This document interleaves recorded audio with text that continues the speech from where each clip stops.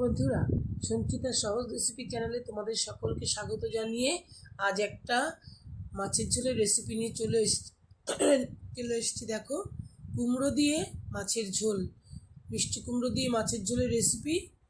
তোমরা আলু দিয়ে তো সবসময় মাছের ঝোল তোমরা বা আমরা সকলেই খেয়ে থাকি, কুমড়ো দিয়ে খুব একটা খাওয়া হয় না। তো আমি চারা পোনা মাছ বা যে কোনো মাছই এভাবে করা যায়, কুমড়ো দিয়ে একবার করে দেখো, একটু অন্যরকম লাগবে, খেতে খুবই ভালো লাগবে। তো আমি এখানে মাছগুলোকে দেখো খুব পরিষ্কার করে ধুয়ে নিয়েছি। চারাপোনা মাছগুলোকে ধুয়ে নুন হলুদ আর তেল দিয়ে মাখিয়ে নিলাম।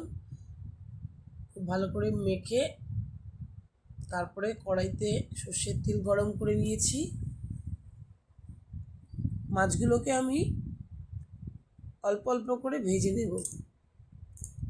বন্ধুরা, আমরা তো আলু দিয়ে সবসময় মাছের ঝোল খাই, যে কোনো মাছের ঝোলই আমরা আলু দিয়ে বেগুন দিয়ে খাই, কিন্তু কি কুমড়ো দিয়ে সবসময় আমাদের খাওয়া হয় না। এক ইলিশ মাছ আমরা কুমড়ো দিয়ে খেয়ে থাকি ঝোল। তো তোমরা এইরকম যদি যে কোনো মাছই কুমড়ো দিয়েও যদি খেয়ে থাকো, একটা অন্যরকম টেস্ট পাবে। তাছাড়া অনেকের তো অনেক রকম রোগের কারণে আলু খাওয়া, মাটির নিচের জিনিস খাওয়া নিষেধ থাকে। সেক্ষেত্রে তোমরা যদি কুমড়ো দিয়ে, আলুর যারা খাও না, এরকম কুমড়ো দিয়ে খেয়ে দেখো, খুবই ভালো লাগবে। আমি তো দেখলাম খুবই সুন্দর লাগলো খেতে। আর কুমড়োটা একটু মিষ্টি মিষ্টি ভালোই লাগবে, ঝাল মিষ্টি, সামান্য মিষ্টি। কুমড়ো তো খুব বেশি একটু একদম পাকা কুমড়ো না নিলেও হবে, একটু কাঁচা কুমড়ো হলেও ভালো হয়। এদিকে দেখো মাছ ভাজা হতে হতে আমি এখানে ধনে জিরে আদা আর একটু নুন হলুদ একটু মিশিয়ে নেব, জল দিয়ে মিশিয়ে রেখে দেব এই মশলাটা। আর তোমরা তো দেখেছো যে আমি কি ফোড়নে দেব, সেই ফোড়নের সুগন্ধেই কিন্তু এক থালা ভাত খাওয়া হয়ে যাবে। এত অপূর্ব ফোড়নের সুগন্ধটা মাছের ঝোলে লাগবে। এখানে মাছগুলো দেখো আমার মোটামুটি ভাজা হয়ে গেছে। সব কটা মাছ আমি এভাবে ভেজে নেব। বন্ধুরা, তোমরা যদি ভিডিওটি দেখা শুরু করো আর অথচ লাইক দাওনি, তাহলে কিন্তু তোমরা একটা লাইক দিয়ে দিও। আর নতুন বন্ধুরা কিন্তু সাবস্ক্রাইব করে পাশে থেকো।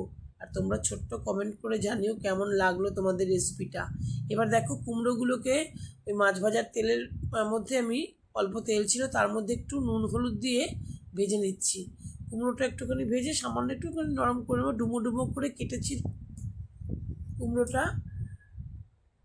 ভেজে তুলে রাখবো আমি। আর আলু এখানে দেব না, শুধু কুমড়োটাই দিয়েছি। একটু বেশি করে দেখো মাছের ঝোলে কুমড়োটাই নিয়েছি। এবার আমি কুমড়োগুলোকে একটু হালকা করে ভেজে তুলে রাখলাম। একদম বেশি ভাজলে আবার নরম হয়ে যাবে, ঝোলে দেবো তো। তারপরে আমি আরেক কিছুটা তেল দিয়ে দিলাম, দিয়ে আমি এখানে দেখো ওই রাঁধুনি আর কালো জিরে ফোড়ন দেবো। এটার গন্ধেই বন্ধুরা মানে অর্ধেক ভাত এটা দিয়ে তুমি খেয়ে নিতে পারবে। এর সঙ্গে দেব কাঁচা লঙ্কা, এত অসম্ভব সুন্দর সুগন্ধ আসে।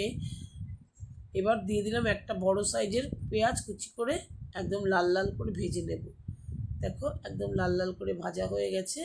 এবার সেই মশলাটা দিয়ে দেব, ধনে জিরে আর আদা আর নুন হলুদ দিয়ে যে মশলাটা কষিয়ে রেখেছিলাম, সেই মশলাটা দিয়ে একটুখানি তেল ছাড়া পর্যন্ত মশলাটা কষিয়ে নেব।